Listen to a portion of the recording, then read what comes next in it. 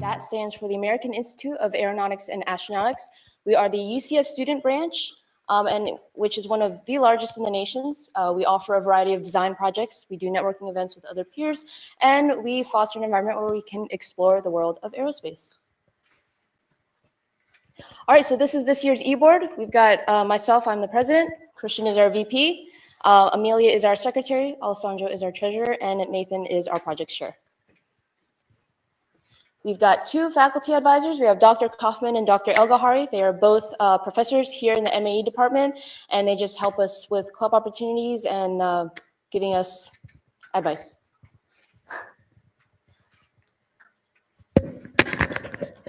All right, everyone. So new to this year, we are introducing our committees. Sorry, guys. We have 3 committees this year that we are introducing. It's going to be the sponsorship committee, events committee, and what am I forgetting? Media committee. So, all right, I'm going to have all, sorry guys, I'll have all the committees come up on stage. That way we put names to faces. Give them just a second.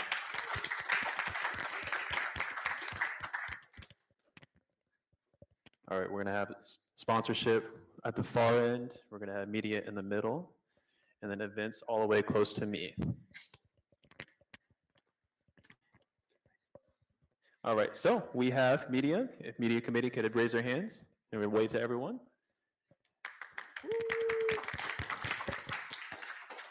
Next, we have our events committee. If everyone could raise their hand and wave. And then lastly, we have our sponsorship committee. All right, everyone. So you guys can go sit back down. Thanks, guys.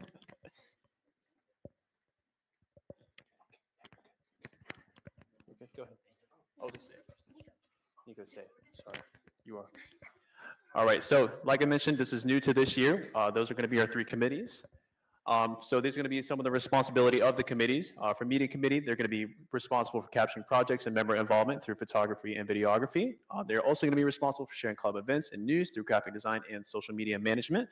We have the events committee. They're going to be in charge of coordination of club events on and off campus. They're also going to be in charge of organization of socials, volunteer opportunities, and local fundraising. And then we have the sponsorship committee, which that is the one I'm in charge of. We are primarily responsible for the external outreach to industry companies to gain funding and support for the club. And now I will pass it off to the events committee. Okay, so we're going to just show some of the September events that happened. So we had pickleball and we had bowling.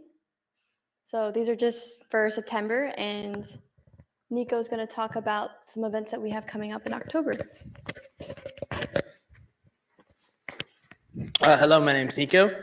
So this is the Build a Boo Grand Fundraiser. So if y'all have a couple bucks on you, want to show some love to one of your friends, give them a little treat. Yeah, it's just $3, and yeah. Also, we have a costume contest coming up. There's also going to be a cash prize to it. It's $2 to spectate, $5 for individual. And if someone wants to do a little Deadpool kind of Wolverine match, we got a little $8 right there. There is prizes. So you got something to work for us. So yeah, so please come out and show out.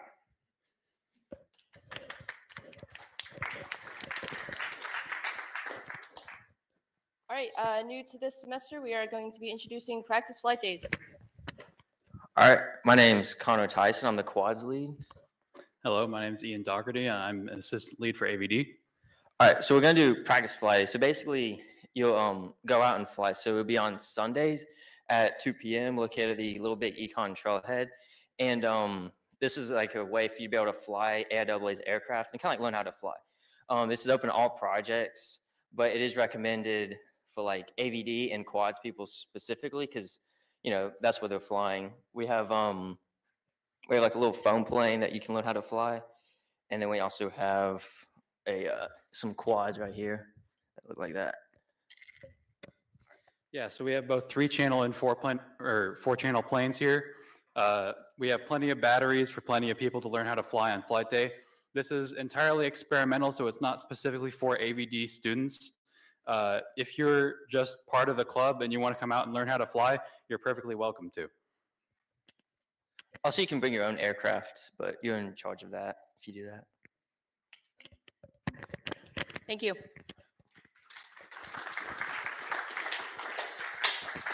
All right, so next up, I'd like to talk about SciTech. This is an aerospace conference offered by our national organization. It is one of the world's largest research and development events. It is typically a week long. The 2025 conference will be held in the first week of the spring semester, so that's January 6th through the 10th. It is a great opportunity to hear from industry speakers, learn about different technical papers, get the latest news on aerospace. There's an exhibition hall with a bunch of companies that kind of just show all their latest inventions. You can talk with them, network with them, share their resume, learn about their career opportunities and everything like that. So if you are interested, you could scan this QR code here. This will help us gauge numbers of people who are willing to attend. We are trying to figure out a way to offer free or discounted tickets and transportation to and from the event. So just to reiterate, this will be January 6th through the 10th next year and right here in Orlando. So great opportunity. All right, now for our project updates. First up, we will hear from ABD.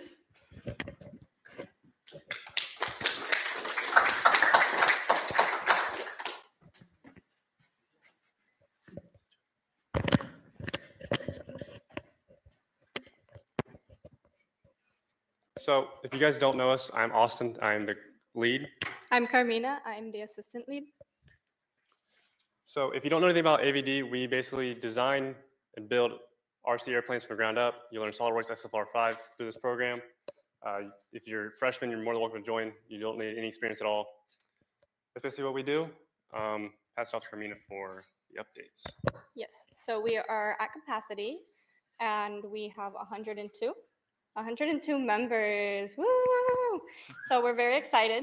We have exactly 17 teams and we are currently going through SolidWorks, teaching you guys how to import airfoils into SolidWorks, get an airfoil, start building your wing. Anything else? Thank you.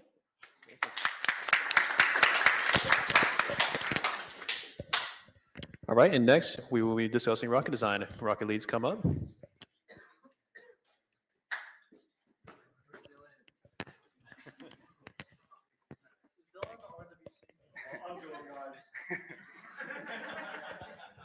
Hey guys, I'm your co-lead. My name is Lucas for Rocket Design. I'm Nico. I'm one of the assistant leads.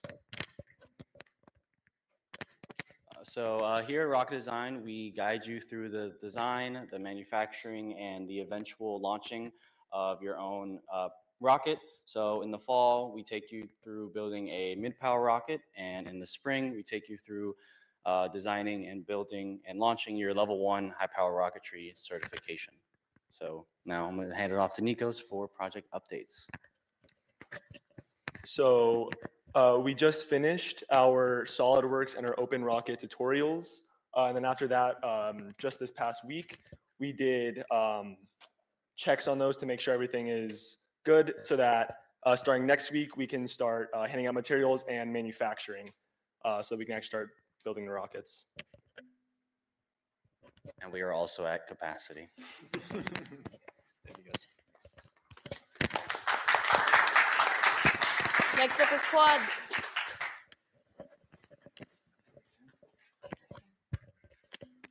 All right, I'm Connor Tyson, quads lead. I'm Eric Bobadilla. I'm the quads co-lead. Go ahead.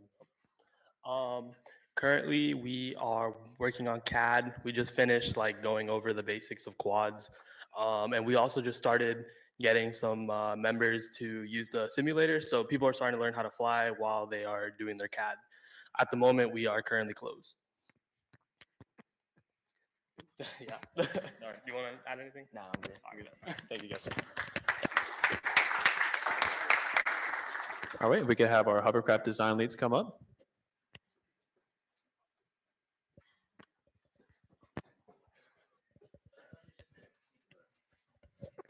Alrighty, we are the Hovercraft Design Project. I'm Ethan. I'm also Ethan.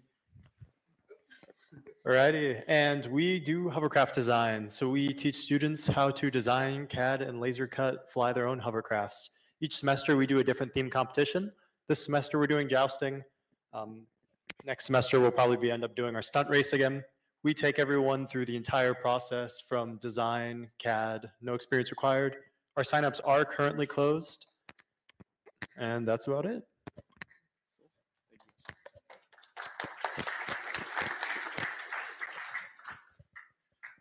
All right, welcome up to the stage, our glider design.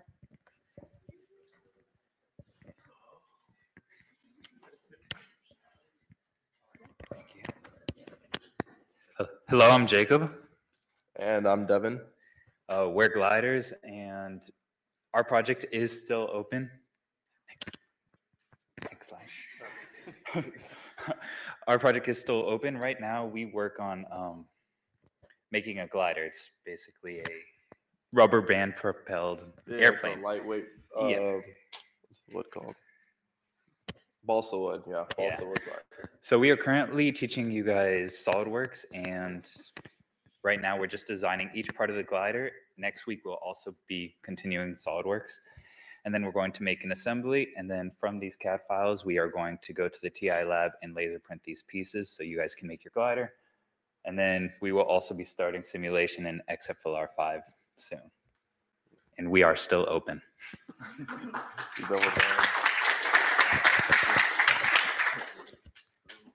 All right, and new to this year, this is going to be our experimental research project. I'm going to hand it off to Nathan. He's going to talk to you guys a little bit about it. Hi, our blimp lead is Nadav. He couldn't be here today, so I'm going to fill in for him today.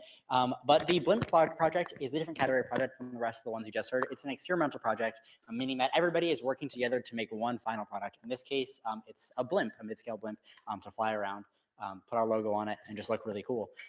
It's right now we're in the research phase, so everybody's working on researching the different materials, the different gases, the different electronics that we need. They're going to be working pretty soon to start getting a budget together to propose to the school. And then in the spring semester is when they're going to really be building. This is a project that's going to be open pretty much until it's done. So it's never going to close. If you are interested, show up to one of these meetings, see if it's something you'd be interested in. It's going to be really cool because everybody will get to contribute something to this project if you join. So highly recommend it. Open to everybody, even zero experience. You can learn a lot from this one. All right, now for updates from DBF.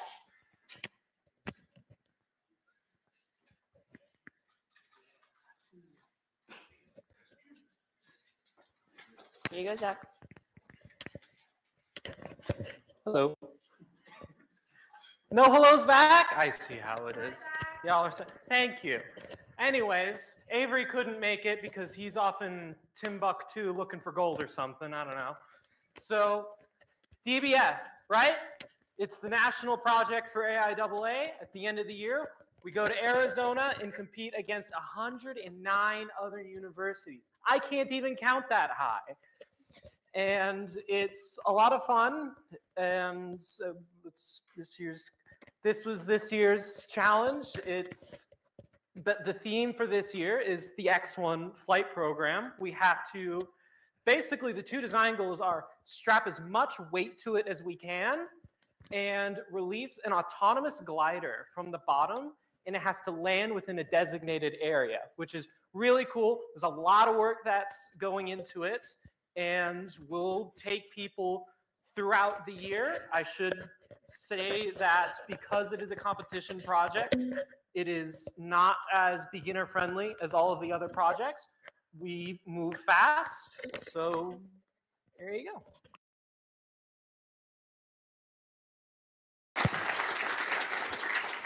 All right, now for an update about our Lockheed Martin mentorship program. So we have been working with Lockheed to provide a mentorship for you all. We had a large pool of applicants, and we've been working with Lockheed, Lockheed has been working to pair you guys with one of their engineers. So within the next few days, everyone that applied should be receiving an email whether they have been accepted or rejected. So keep an eye out for that. All right, guys. So now I'm going to talk a little bit about our merch. This is a great way to represent the club and help support us as well.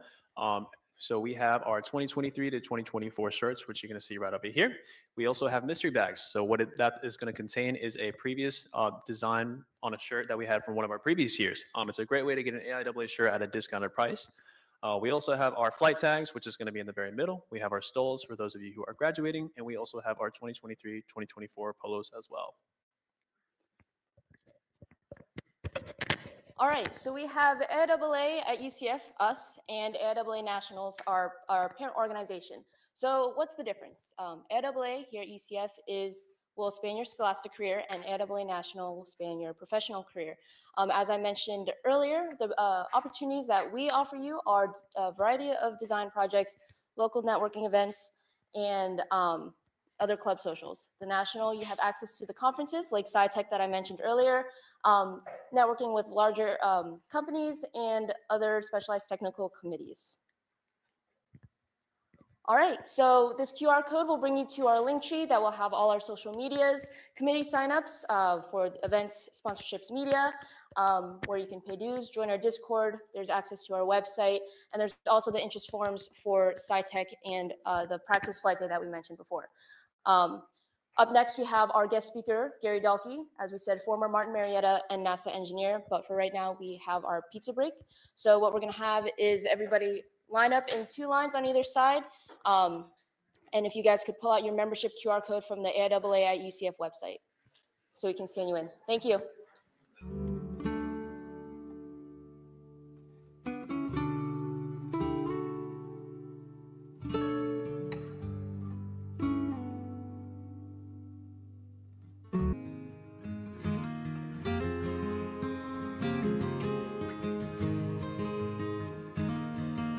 Gary Dahlke. He is a former Martin Marietta engineer and also a former NASA engineer as well. If everyone could give a warm welcome to Gary.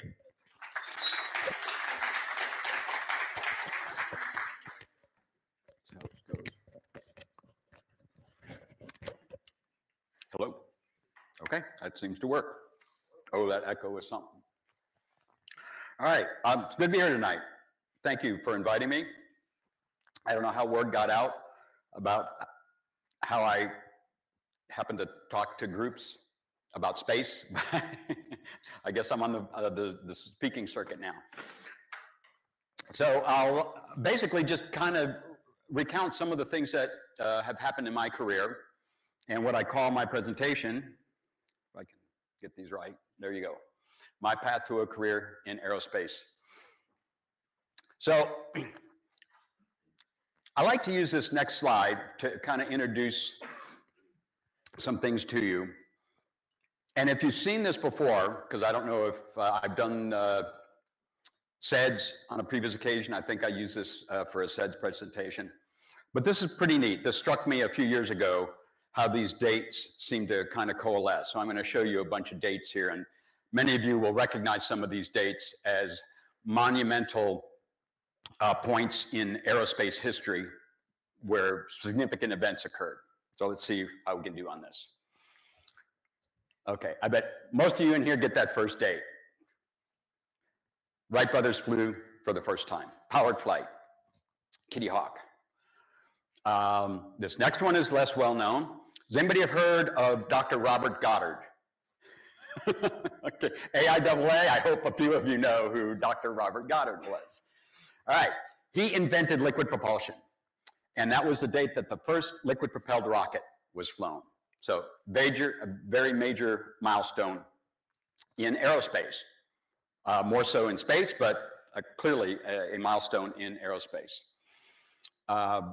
May 21st, 1927, probably less well known, but anybody know that date?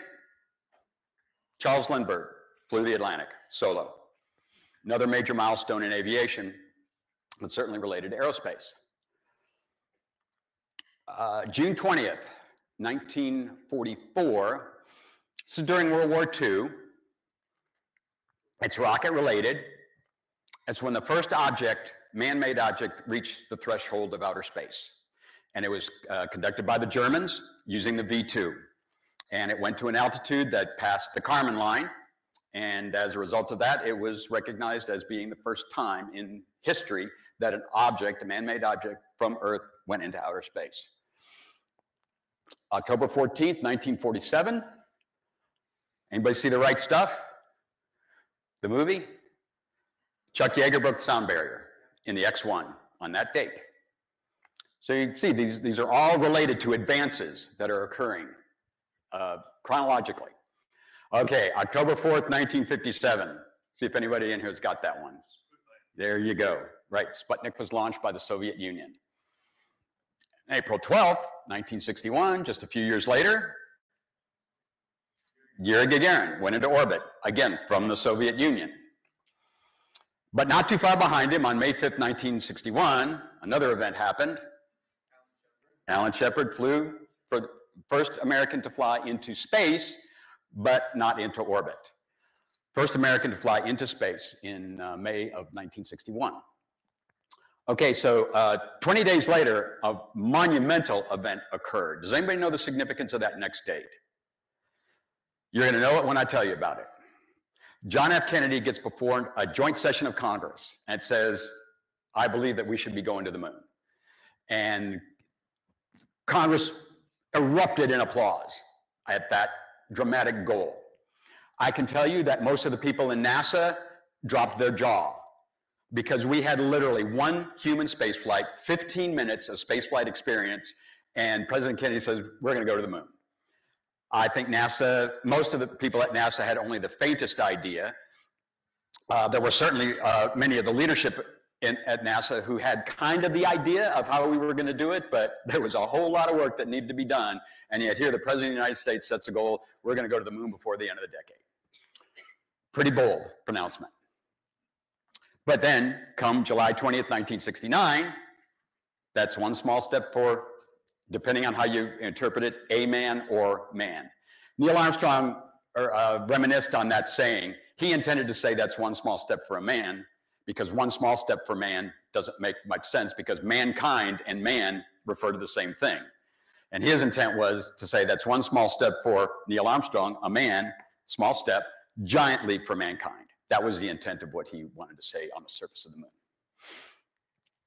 Okay, all right, so we've got, that's not a misprint. That actually date is in the wrong order. Let's put that date where it belongs. May 7th, 1844. That's going to tie all of this together. Nobody will get in this room will get that date. But I know what that date is. That was the date my grandma Visti was born. And you look at those dates, she was born in a horse and buggy era on a dairy farm in Wisconsin. And she didn't experience, but she was around and was aware of every single one of these events that happened in history. And I thought, this didn't occur to me until recently when I started running, looking at the numbers, seeing when Grandma Visti was born. And I'm going, she saw every one of these things in her lifetime. In one lifetime, she saw everything that you see in that chart. And I think that's pretty amazing. Especially someone who was born in a horse and buggy era and eventually flew on jet aircraft. That's another thing that she flew on jets in her lifetime. Pretty amazing chronology of extraordinary advances, and not just in aviation, but in aerospace, in aviation and space flight. And I don't know that we'll see something like that ever again, because these were just coming at such a rapid pace and happened so fast that it was able to happen in someone's lifetime. And literally, there is a whole generation of people that fit that category. But it's personal to me because, she was my grandma. So I thought, man, look at all the things she saw just in her lifetime. So we're gonna pick up beyond here. I was around in 1969. I watched on TV when Neil Armstrong set foot on the moon. I was watching space flights on TV in the mid-1960s, and that's what got my interest in space, is the news coverage of these space flights that were ramping up to what later became a very extraordinary worldwide event by landing on the moon. All right, let's see what we got next. Okay, so you'll know at least one of the people in this picture, I think. So there's the first man to walk on the moon, and this is 8th grader Gary Dahlke shaking his hand in Fort Myers. So if you're familiar with South Florida, he came and spoke at the Chamber of Commerce at an event after the mission. All the astronauts immediately after the mission, they went together as a group and had speaking engagements all around the world. And then after that was completed, each individual astronaut would go individually to various parts of the country and do also appearances and speeches. And so he came to Fort Myers, and my mom got tickets to the event, and she took the picture with a Polaroid camera. And if you're familiar with it, it wasn't the later Polaroids where you could click, click, click. It was one where you had to cock the shutter, take the picture, pull the film out of the camera. You literally had one shot at this picture. And she managed to get most of me, enough of me to know that I'm the one who's shaking Neil Armstrong's hand. Speechless. I mean, I can't describe how cool that was to meet him. And then eventually that led up to being able to take a picture like that. That's STS-114 on the pad. That was a return to flight after we lost Columbia. Our team obviously worked very hard to get back on track to get shuttle flights operational again.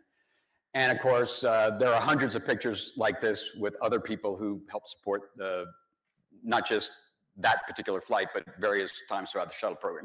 It's on the pad, you go out, you get a picture, and you save that for posterity. So I'm going to talk to you about basically from where the last picture left off and where this one led up to. So when I was in high school, I became quite aware that I probably was not ready to go to college. I'm a product of the Southwest Florida educational system. A lot of it was on me, but I blame some of it on them. So I came to the realization that I'm not ready to go to college. So in my senior year of high school, I signed up to go into the U.S. Air Force. And I specifically chose the missile career field because my rationale was missiles are just like other big rockets, and all you do is you take the bomb off the top and you put a payload and replace it with a payload, and you got the same technology. The same thing that launches a ballistic missile at a target, halfway around the world is the same technology that puts all kinds of objects into outer space. So that was my rationale. So my first assignment in the Air Force was on the Minuteman Intercontinental Ballistic Missile System. And this is an aerial picture of a Minuteman site. That site is active right now, and in all likelihood at this very moment, there's a ballistic missile right underneath that launcher closure. That door weighs 110 tons, and it's designed to shield the missile inside in case there's a near miss. They say that this could not survive a direct hit, but if one landed nearby, it's designed to survive that. So that in retaliation, if you guys attacked us that way, we're going to come right back at you in forces and numbers that you could not have imagined. When I was in active duty, there were 1,000 of these on alert. I was stationed at Whiteman Air Force Base, Missouri. We had 150 Minuteman missiles, each one with a 1 megaton warhead on the top of it. Let me see if I can get the pointer to work. Which one is pointer? There it is. Okay, so that's the launcher closure. This is the access road. This is all staging area for vehicles that will come out to the site and support the missile. The Launch Control Center is miles away from this. So the crew that actually launches the missile is at a remote location, also underground, miles away from where this launch pad is, or where the silo is. And these are spread out over thousands of square miles. So if you want to take one out, you got to probably target 2 or 3 missiles to each one of those sites if you want to take one of those missiles out. And that's why they spread them out. So if you clustered them all together, you could one bomb could take out several of them. So you spread them out, and that makes it a tougher job for the attacking group that wants to take them out. So they're spread out all over the place. Let's see, this building right here has a diesel generator in it. This is the commercial power pole. So daily operations, commercial power is supplied. Heck of a power bill too when you add up all the missile sites together, but that keeps the site active. If power goes out, there's a diesel generator underground inside that building. That diesel generator can run for 2 weeks before it runs out of gas. So runs out of diesel. So it can keep going. And if that gets wiped out, then inside the silo, there's a there's a bank of batteries in there that can keep the silo active for 48 hours. So you have all these redundancies built into the system to make sure that if the time comes that you got to launch them, you got the power to do it, and you can get that job done. Point out just a couple other things because I'm going to take you on a tour underground here. That's the personal access hatch. So if you want to get into the silo, you open up that door and you climb down a ladder. And I think that's what this next picture shows you. All right, so here's a picture on site. There's the personal access hatch door that's open. That's the launcher closure. In this picture, this was before the upgrade occurred. So this particular door weighed 90 tons. And then a short time after this picture was taken, they improved the reinforcements of the silos and added a layer of concrete on top of that that brought it up to 110 tons. Right there, that's one of the pedestals that you would drive the transport erector. You back it up against the silo door, and then the trailer's bolted down to 2 of those on either side, and then the transport erector goes vertical, and it can pull the old missile out and put a new missile in during that operation. So that's what that fixture is that you see right there. That ladder, obviously it has to be installed because with that door closed, that ladder is going to get crunched. So you open that door, that's had a hydraulic actuator on it, you just flip a switch and woo, the door opens. But before you can open that door, you got to unlock the safe. So that's like that safe weighed about 75 pounds. So it was pretty robust, and it had a combo lock on it. So you dial the right combo, you can pull the safe out, and in that pit right there is a turn wheel. And you turn on that wheel, and it retracts a lug about that big around. And it just pulls that lug back, retracts it, and then that allows that door to open up. There's a topside security system to detect intruders. There's one of the units. There are 3 units on the site. They function using Doppler radar. So this transmits a signal to 2 other antennas. And if you break the plane, it detects that and says, hey, somebody's walking around topside, not supposed to be there. They send out an armed guard team, and they go and investigate it. Once you turn the dial on that combo, there are 2 levels of intrusion. Outer zone means something's topside. Inner zone means somebody's trying to get in. So if you turn on that dial, that means some human is out there turning on the dial. Rain can set it off, snow can set it off, debris, tumbleweeds or things like that. And the guards just go out there and they go, oh yeah, that's what it is. But if you dial that combo, that means a human has opened up that little door that covers it and has turned the dial, and you get out there with all deliberate speed because you have now penetrated the inner zone of security, and that means that in all likelihood there's a human out there tampering to try to get in. So then the cops really, put on the gas and get out there as quickly as they can. So that's what the topside area looks like. Once you open that hatch, though, this is the next thing that you see. Oops, hold on. There we go. All right, so you open that hatch, and then there's another door. So what you're looking at, and it's not very well lit, but right there, it's called the secondary door. This is up above is the primary door. This is the secondary door. The primary door weighed about 3,500 pounds. The secondary door weighed 14,000 pounds. And it had 8 bolts that extended into the wall of the access tube. And you had to dial another combo separate from the one that you dialed to get in. To get the top one open, you have to have a separate combo. 2 individuals have the separate combos. Neither one knows what the other combo is. So that's another level of safety. So if you dial the right combo, then you flip another switch, and that huge door, that huge cylindrical door that weighs 14,000 pounds starts descending through that tube. And it takes 30 minutes to get that down to the bottom so that you can get in the site.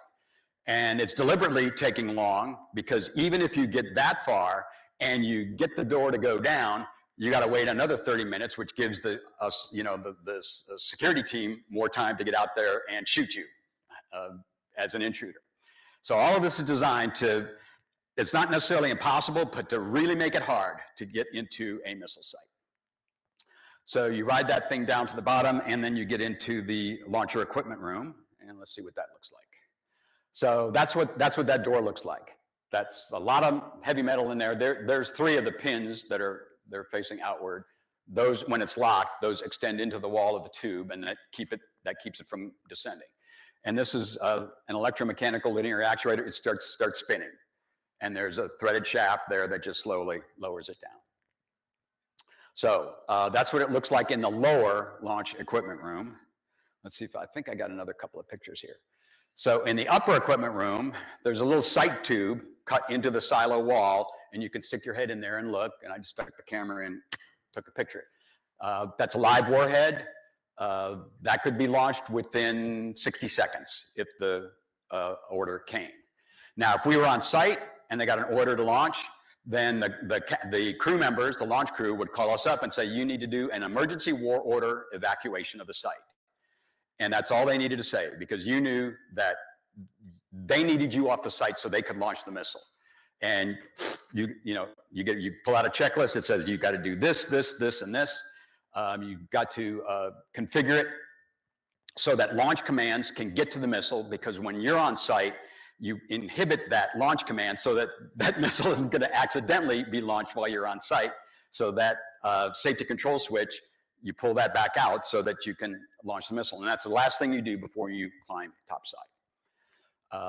But thankfully, we never launched a single one of them during the entire time I was on active duty. These missiles were put in place in the early 1960s, and we still have these missiles on alert.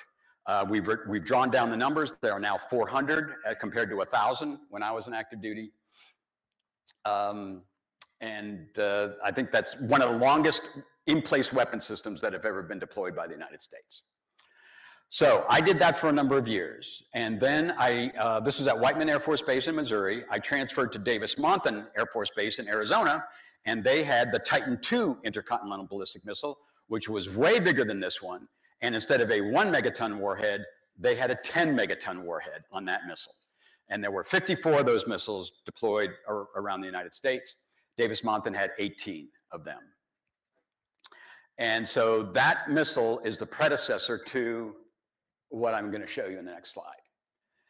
Okay, so I was involved with the Titan II at Davis-Monthan. This is the Titan IV.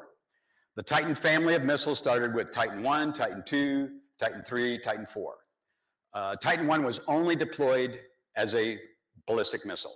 Titan II was initially deployed as a ballistic missile and then was later modified as a launch vehicle, perhaps most famously for NASA, launching all of the astronauts in the Gemini program.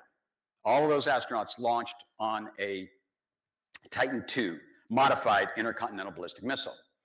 The Titan III version simply stretched the tanks on the Titan II, made the tanks longer, and added 2 solid rocket motors to either side. That created the Titan III. And then not too long into the shuttle program, well, let's see, probably 10, 12 years into the shuttle program, which the Air Force had thought when the shuttle is launching, they're going to launch 50 times a year on the space shuttle. How many years did we ever see anywhere near 50 launches on the shuttle? We never did. The space shuttle did not meet the expectations of what it was intended to do ever during its entire service life. And so the Air Force has all these payloads that they need to put into space, and a good chunk of them were supposed to be going on the space shuttle, and the space shuttle can't launch them fast enough. So they develop what they call the complementary launch vehicle to complement the space shuttle, and that's the Titan IV. The Titan IV had the capability of launching all of the Air Force's payloads that were initially designed to fly in the shuttle, had the same capability, could put them exactly the same spot where they need to go, except that this was expendable and the space shuttle was largely reusable. So the first job I got after I separated from the Air Force, oh, and then by the way, during the ensuing years, I attended Embry-Riddle Aeronautical University on Davis-Monthan Air Force Base, which had a Embry-Riddle Residence Center on the base.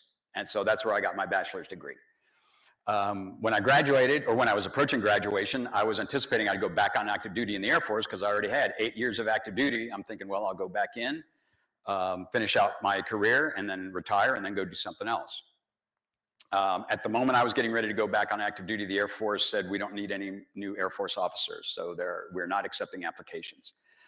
And I was kind of like, well, what do I do now? And so I just flooded the country with resumes to every aerospace company I could think of, and a company by Martin Marietta picked up my resume and called me in for an interview. And they were building up the Titan IV program. Just at that time, They were the contractor that was selected to build the rocket, and they needed people to work on the program. So I go out to Denver, Colorado, interviewed, get hired the same day. About 6 weeks later, well, less than 6 weeks later, about a month later, I'm moving everything I've got out to Denver, Colorado, and start to go work with the Martin Marietta Corporation. It was Martin Marietta Astronautics Group that had control of the Titan IV program, and did that for a number of years. I was actually there 4 years working in payload integration. The payload integration group is the group that makes sure that the rocket and the payload connect and do everything they need to do to interact together during the time that it's on the pad and in flight, and that it separates properly. So that's what our group was charged with doing, and I did that for about 4 years, until Martin Marietta lost a number of aerospace contracts. Most notably, they lost the small missile contract, which was a huge contract that was initially planned to replace the Minuteman. So they lost that contract, not because they gave it to another company, but because the Air Force said, well, we don't have enough money to make this happen just yet. So we're going to cancel the whole program. And so they lost about 5,000 employees over a 2-year period. So after several months of seeing other people around me get laid off, you know, I get my layoff notice and I'm going, okay, well, what do I do? Try to get work in Denver, Colorado, but if you look at the spread of aerospace companies, Martin Marietta is probably the only, or at that time was the only big aerospace company, and they were not hiring. And so I tried for several months to try to get work in Denver, and I couldn't. So I moved myself to Central Florida and did the same thing at Kennedy Space Center in Cape Canaveral. I got a list of every aerospace company that was out there and just sent everybody a resume and an application. And within a few weeks, I get a call from a company called Pratt & Whitney. If you've ever flown on jet passenger aircraft, there's a good chance those jet engines were built by Pratt & Whitney. Their motto is Pratt & Whitney, dependable engines. They had a space propulsion division that worked on the space shuttle program. So they had the contract to refurbish the forward assemblies and the aft assemblies on the space shuttle, solid rocket boosters. And so I got called in for an interview. A few days later, I got a job offer. And so now I was working on space shuttle solid rocket boosters. I can tell you that when you get a layoff notice, it's like, oh boy, what an opportunity this is. I can go find a bigger and better job. It's pretty devastating because I was already doing a job that I was quite happy with and I was thinking was one of the coolest jobs you could ever imagine. So you get that layoff notice and your heart really sinks. And so little did I know that that layoff is what took me to Florida and got me a job working with Pratt & Whitney on what that at that time would have been and was, in my mind, the coolest job anybody could possibly have, working on a space shuttle, sending astronauts into outer space. So it worked out pretty good. Didn't know it at the time, but that's how it ended up working out. So I'll show you now the next step into my career. So from 1993 until virtually the end of the space shuttle program, that was what I was focused on. And my first assignment with Pratt & Whitney were the solid rocket boosters. There's one there, you can just barely see the tip of the other one. There's the orbiter, there's the external tank. So on shuttle, for SRB, on my first day on the job, the shop lead starts taking me a tour of the factory, and we're pointing out all the parts to a solid rocket booster. I was in the forward assembly group. Forward electrical was our group. There's a picture of a forward assembly for a space shuttle solid rocket booster. You can't see the top of the nose cone, but this is the forward skirt. There's the bottom of the nose cone. The top is out of the picture. So it's the best picture I could come up with. It's not all that clear, but I'll point out some things. This is the attach point that translates or transmits every bit of thrust that is produced by the SRBs, like 2.5 million pounds of thrust. All of that force is transmitted through that little pad that you see right there, and that's attached to the external tank. So the tank has got to be able to withstand all of the forces of two solids on either side, pushing that whole thing up. That's pretty remarkable in and of itself. And you can see the reinforcement here to make sure that that doesn't pop off when all of this thrust wants to push it up. You got to have enough force or enough structure there that's going to withstand that force. This is one of the two range safety antennas. That's a cover that goes over the antenna during processing. but underneath that red cover is the range safety antenna. And the range safety system is the thing that blows up the SRB in case something goes wrong. So everything flying off the Cape and Kennedy Space Center has a range safety package on board. Some of you may have seen those in movies and films activated, where you see the detonation of the vehicle when the range safety system is activated. That's one of two antennas. They're 180 degrees apart. So that's the inside fixture for the antenna that's on the opposite side. Here's the access hatch, only used during operations. It's painted yellow so that nobody forgets to take it off, because anything yellow on the outside is ground support equipment. The flight panel is white. So if you're getting ready to launch and you see that it's still got the yellow panel on, you don't launch it. It's pretty bizarre, but there's a color coding system that just indicates, and it tells you, if you're looking at a picture of it, at what stage of processing it was. If it's got the white door on it, then it's much closer to being launched. If you see a picture of it with the yellow cover on it, that means they're still doing ground processing. But that's how you would access this. Oops. That's how you would access the forward skirt of the forward assembly. So with that door open, you can crawl inside here, and there's a temporary ladder affixed so that you can stand on a platform that's underneath this skirt, and then you can have access to the components. The integrated electronics assembly, which is the brain, it's the computer brain of the SRB. All of the signals coming into the SRB get routed through the AIAA. And that's positioned right underneath this door. And then a couple other things. Here's the antenna feed-throughs. There's C-band transponders, there's range safety antennas. The feed-through for those components are on that panel right there. These are the joint heaters. The joint heaters were installed post-Challenger. And as a result of the Challenger accident, a top-down review of the entire program happened. And if you look into Challenger, the reason that we lost the vehicle was because that the O-rings that were in the SRBs were frozen the night because of the low temperatures, and they lost their resiliency.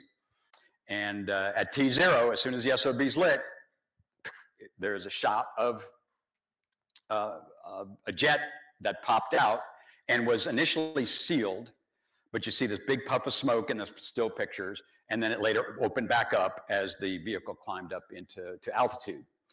So they installed these joint heaters so that they would maintain resiliency regardless of how cold it got outside. So that was one of the things done to eliminate the problem that we saw on Challenger. That piece of metal right there, that's the developmental flight instrumentation, the DFI distributor.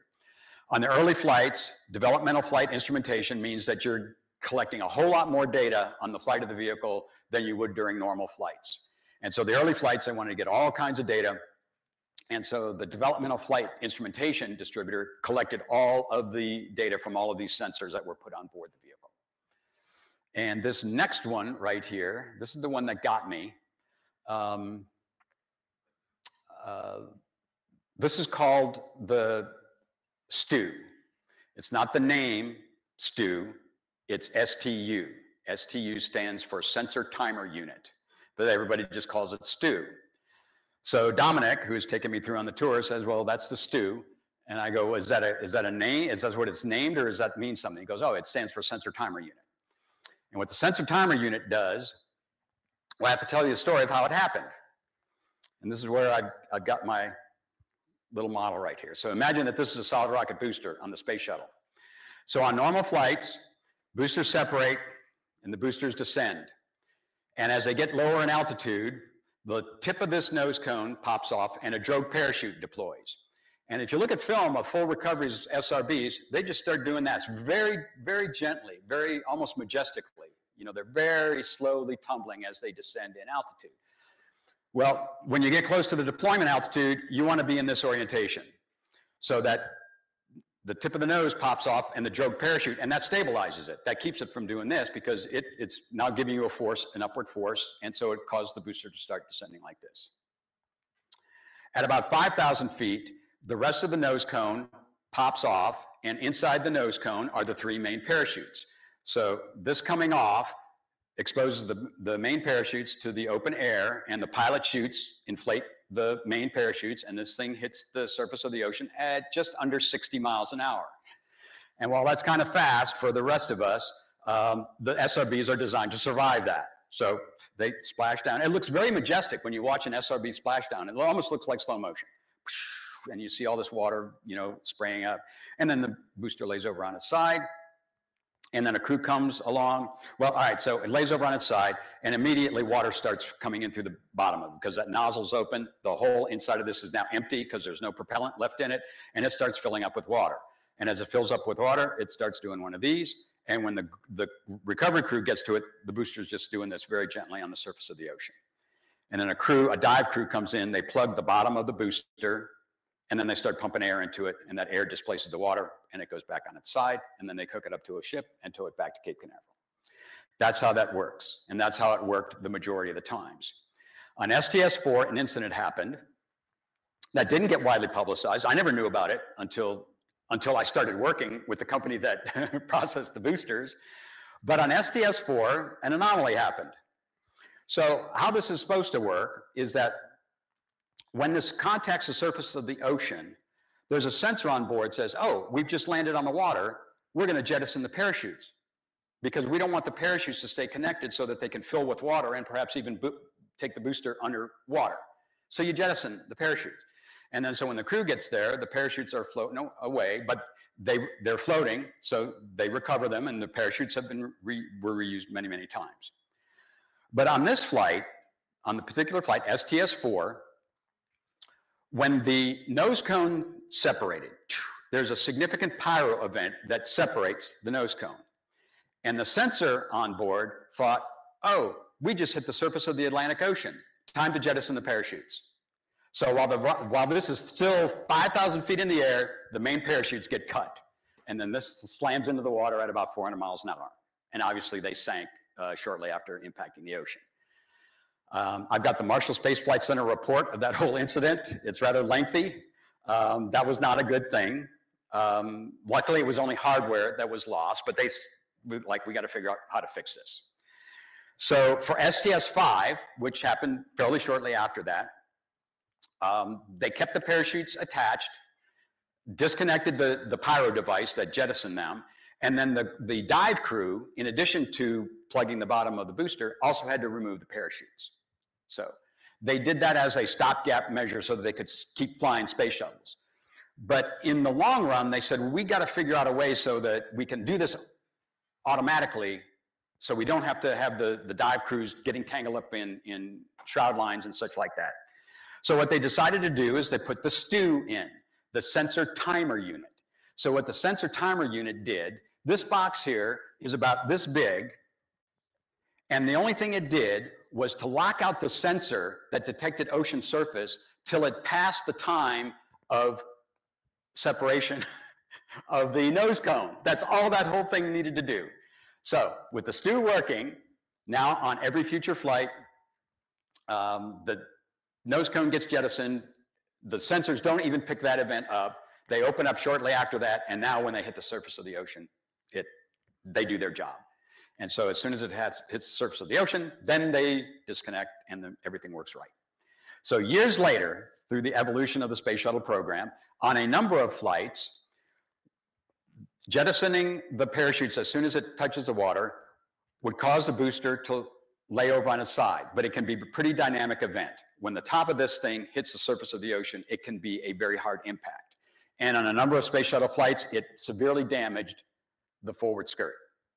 And so now they're thinking, oh, how do we figure out that problem? How do we solve it? So somebody came up with the idea is we'll put a sensor on the top of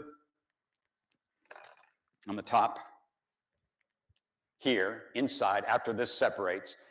That sensor detects salt water. So when it lays over on its side, the parachutes are still open, the parachutes are still inflated as it gently lays over, and then when that sensor contacts salt water, then it says, now we're for sure we're on the ocean, jettison the parachutes. So that's a really long story about the incident that happened on STS-4 that caused them to make those modifications. Lots more stories that I could tell you about the shuttle program, but that was one interesting one. It was one that I learned on the very first days on the job. All right, so what do we got next here? All right, so this is just some other cool pictures. I trained astronauts in Houston, Texas for a number of years, Johnson Space Center. And this is the latest modification. It's called the Multifunctional Electronic Display System, MEDS, M-E-D-S. It replaced the conventional steam gauges that you would have in an aircraft. The shuttle originally, when it flew, had 3 TV screens, and it was very rudimentary data that was displayed on there. With the installation of MEDS, you literally have what is called a glass cockpit. And anything they want to call up, you can bring it up on that screen, give them the status of what they needed to do. So that's what the interior, the upper deck of the flight of the shuttle looked like in probably the second half of its lifetime. I cannot tell. That sure looks like Kennedy Space Center runway that is taken from, although the simulators can project any runway that the shuttle could ever have landed on during the life of the program. But whether that's, I don't know for sure if that's an actual orbiter or if that's one of the trainers that they have at Johnson Space Center. They look virtually identical. Okay, let's see, we got the next one. That's a picture of the orbiter approaching the space station. And now we're jumping through, I lived through losing Columbia. I was at home on the morning that Columbia was supposed to return. And I'm reading the Saturday paper. And you know, when you've been in the program for a number of years, it gets very routine. And so, all right, so I know the vehicle's coming home today, and I'm, you know, looking at stories in the newspaper saying, hey, space shuttle's coming back today. And I noticed I didn't hear the sonic boom. So turned on the TV, and of course, every network was covering it. And it said, shuttle, I don't know if it said disaster or catastrophe. I can't remember for sure, but instantly I knew something bad had happened. And so then I was glued to the TV set for the rest of the day. So to explain what happened real quickly, on launch, a piece of foam broke off the external tank. And that's actually, let's go back to, there you go. So this isn't the best view, but on the other side, on the tank right here, there are 2 struts at the top of the tank, right here, that attach the orbiter, the front of the orbiter to the tank. The only thing they do is just keep the top from flopping off. All the thrust of the main engines are transmitted through the aft attach point. But that bipod right there kept the orbiter firmly attached as it went up. And there was some foam on the fixture that broke off on ascent and struck on this side, the wing, right about there. It was RCC panel number 8. RCC is reinforced carbon-carbon. It struck panel 8 and opened up about a basketball-sized hole in the leading edge of the wing. Okay, so in the aftermath of all it took to get returned to flight, what they mandated is that now extremely high resolution imagery is going to be done on the ground at launch to record any possible anomaly that might involve a similar repeat or a repeat of what happened on the STS-107 mission. And if you're working in the TPS group, which I was at the time, thermal protection system, 2 teams would form right after every launch. One team would go into the VAB, and inside the VAB is this theater that's about half the size of the seating, maybe even a third of the size, of like one section right there of seats. And so this is, let's see, what time frame? Early 2000s. The highest resolution available in photography at the time.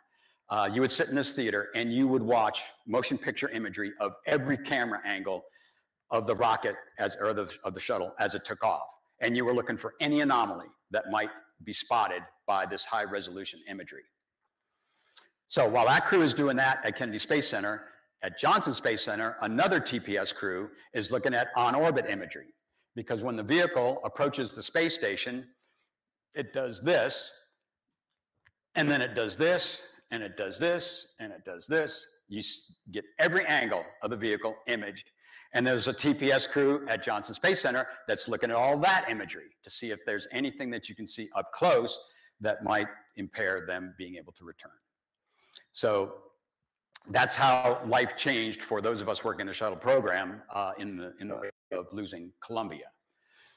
So this is what the vehicle looks like as it's approaching. You can see its discovery on the side. You can see DISCO on the top. This is the robotic arm. Oh, and post-Columbia, the shuttle was initially designed to have 2 robotic arms. They never flew more than 1 robotic arm on any mission due to cost constraints. In the wake of losing Columbia, they added a second arm. But this arm was not active unless this arm would grab it. So what this would do is this arm would grab this arm, and at the end of, let's see, okay, there's the attach point. Mounted on the end of this arm was another high resolution camera. And that now very long arm would have the capability of also covering the entire surface of that vehicle with high resolution imagery. And so there's another team at Johnson Space Center looking at all of this imagery to make sure that the vehicle is safe before you undocked, and the vehicle would not be exposed to anything dangerous like what took the lives of those astronauts. Okay. Okay, so anyway, you can see this vehicle's been used. You can see the degradation in the tiles. You see some of these are blankets here. Some of these are turning yellow. You can see the nose. A brand new one of the nose cap would be all one straight solid color. And now you see there's some striping there of reentry heating. So yes, this is a used vehicle that's being flown. And each successive use of the vehicle typically would lighten the shade of the tiles. The white tiles were already white, but the black tiles would get lighter and lighter and lighter in shade. And then you could always tell a brand new tile would be solid black, and then right next to it could be a tile that has flown like 20, 30 missions. Okay. That's just another angle. Oh, this is the KU band antenna. This is how you got all the high resolution television imagery back. S-band was the primary means of communication. KU was preferred because of the additional bandwidth that you could get to the ground. Lots more information could go over KU than could go over S-band. And then after the shuttle program, I got involved in well, actually during the shuttle program, I got involved in this. So if anybody's into high power rocketry, I got bitten by that bug. These are 2 versions of the same rocket. At the time I was flying, you could buy this kit at a hobby shop. It's called a Quantum Leap. It's designed to fly on typically IJ. You could even put a K motor in there, but I never ever did that. And it's cool. It's two-stage rocket. There's the booster right there. From there on up, that's the upper stage. And after a while, that wasn't good enough for me. So I built an intermediate one. It's not in this picture. This is a 3-inch diameter airframe. The Quantum Leap 4, that's a 4-inch diameter airframe, and that's a Quantum Leap 6. That's a 6-inch diameter airframe. That's 15 feet 1 inch tall and weighs about 80 pounds on the launch pad. Typically, you could fly an L motor in the booster, but I never have. I think I have one time I've flown an L motor. It was a little goosey. Basically, you need an M motor in there to get it off on a decent 2-stage flight. And the upper stage, you can put anything from a J, K, L. I actually staged M to M on one flight and went over 10,000 feet with it. So that's what I got involved in, and that's what got me involved in this program at KSC, which ramped up shortly after the shuttle program ended. It's called Rocket University. And all the workers got to wear a shirt like this. You see a couple of guys, some of my students there, they're all wearing the Rocket U shirt. And it's basically a project to keep the engineers busy between shuttle and the follow-on program. So the chief engineer wanted to give them something to do, and so he said, all right, so we're going to form groups and teams, and you're going to design, build, fly, and collect data off of a fairly large high-power rocket. So this flew on a K motor. They actually all built level 1 rockets. They flew them, they got certified level 1, and then a number of team members on the individual teams would have to get their level 2 in order to do that. And this program lasted for about 4 or 5 years at Kennedy Space Center. And I was a subject matter expert for airframe and propulsion on Rocket University. And it was my high power rocketry experience that got me hired into that job. I don't think there was a single other person on Kennedy Space Center that had the experience I had with high power rocketry. So yeah, after 15 minutes, Steve said, "Do you want to do this?" And I go, "Well, sure, I'll do it." That's on pad 39A. There's a rocket launching off of where Neil Armstrong was launched on Apollo 11. Same site, so historic site. There's one shot, there's another shot. That's what it looked like. Y'all, I'm sure you're familiar with Artemis. The thing I do want to point out is that these solid rocket boosters flew during the shuttle program.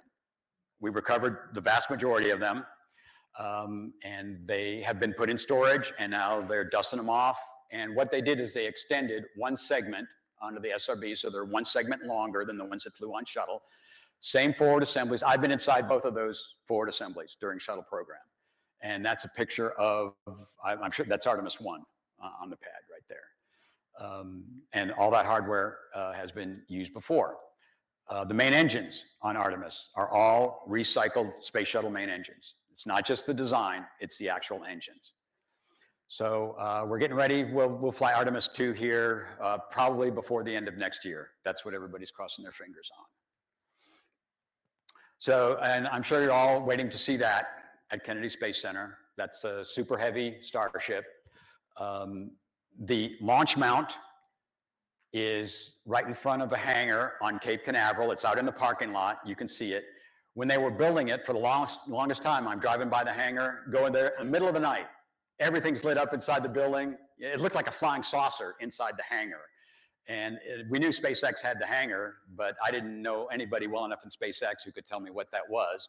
And then before long, they take it out of the hangar and put it in the parking lot. And I go, oh, yeah, that's the launch mount for a Super Heavy. So in a few weeks, that's going to get trucked over to 39A, and they're going to stick it on top of the fixture that they built for Super Heavy. But that's what the vehicle looks like. I think they've had 4 flights of varying degrees of success. And before it comes to Kennedy Space Center, they're going to do a number of additional test flights. And this next one, this is one of my favorites. This is the craziest propulsion system you could ever conceive of. Oops. That's what's on the bottom of Super Heavy. Each one of those rocket engines develops 500,000 pounds of thrust. And there's 33 of those. So you add it all up, and it's 16.5 million pounds of thrust produced by the first stage as it takes off. So lots of cool things are coming. One more thing I'll mention to you. During the shuttle program, the launch rate at Kennedy Space Center was nothing like it was. When you combine both Cape Canaveral and Kennedy Space Center, it was at some of the lowest it had been in decades. And there was one year during the shuttle program where we had 7 total launches in the entire year. 2 of those were space shuttles. And so we had 5 other expendable launches off of Cape Canaveral during that time. If you look at a chart, and there's a huge dip during the mid-2000s, and that's when I was working on the shuttle program. And it was like a ghost town on Cape Canaveral. There was hardly anything going on. And now, in all likelihood, we'll see 100 launches off combined Cape Canaveral and Kennedy Space Center this year. I highly recommend this career field. The coolness factor is off the chart. So if you are, I know now we're at -10, so I don't know what that is. All right, so that concludes the formal presentation. This is a sample of all of where I've been. Air Force, Martin Marietta, Pratt & Whitney Space Propulsion, United Space Alliance took over from Pratt & Whitney on the SRB program and all other shuttle-related operations. Rocket University, and then which was a NASA project, and then now I'm on UCF faculty for Aerospace and Mechanical Engineering Senior Design. So any of my students in here, or any of the RTLS? None of my students are here. Okay, so anyway, RTLS is one of the programs for senior design. It's a rocket project, and I'm one of the faculty advisors on that project. So I appreciate your attention. I hope you got a lot of information that you didn't have before. So thank you all very much. I appreciate it.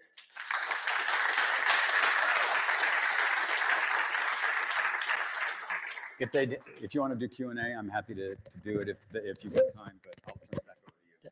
Does anybody have any questions they'd like to ask Gary? Yes, sir.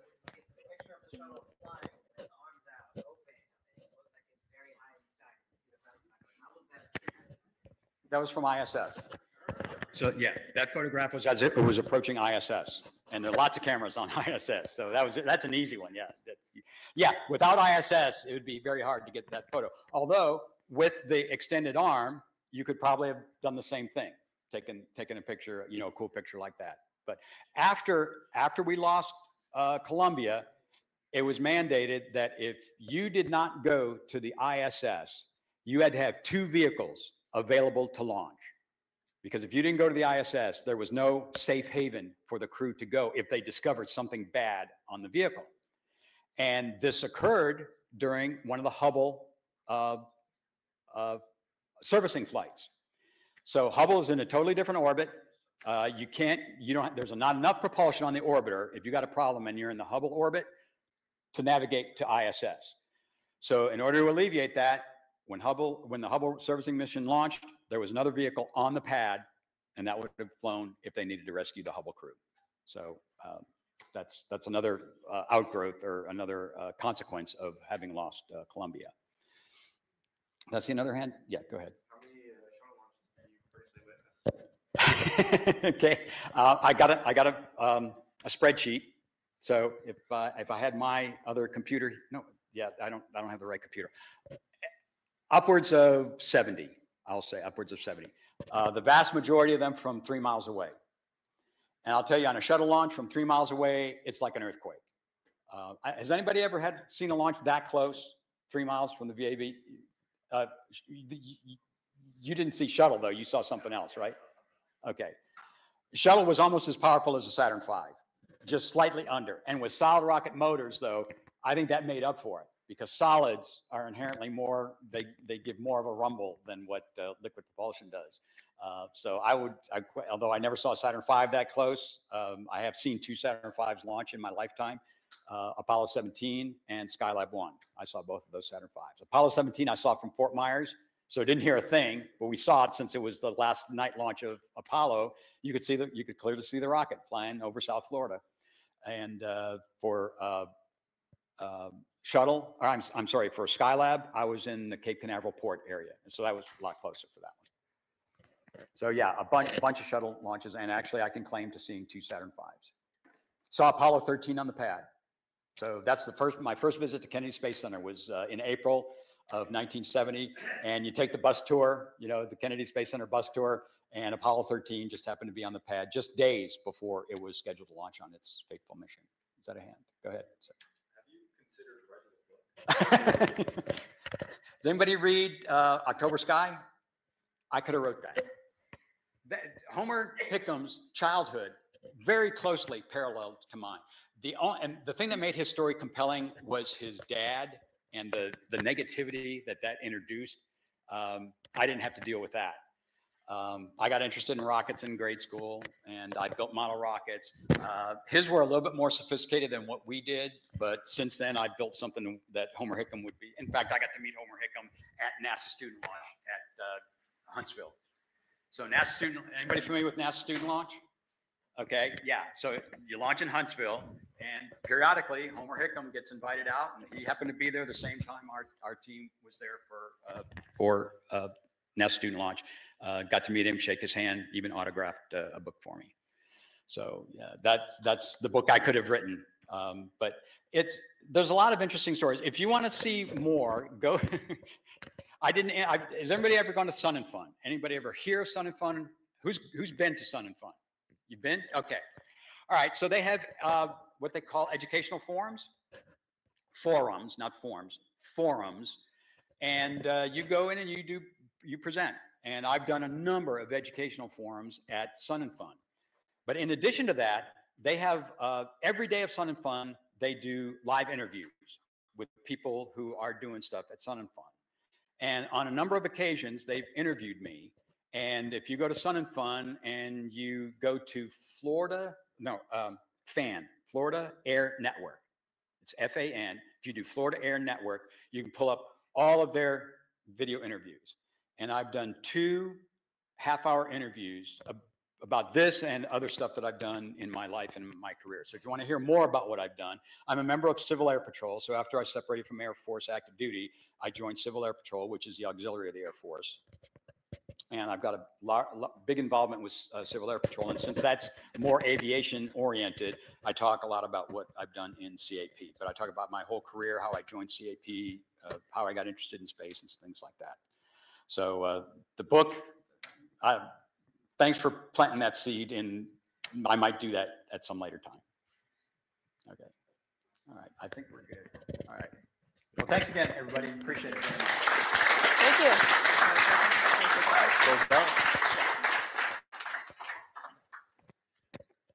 All right, everyone. So that pretty much sums up our evening. Again, is the QR code on screen that's going to take you to all of our important links. We want to say thank you to everyone who came out. Keep in mind our 2 upcoming events in October for our boograms and our costume contest. I think that is everything I have to say. And enjoy the rest of your night and get home safe.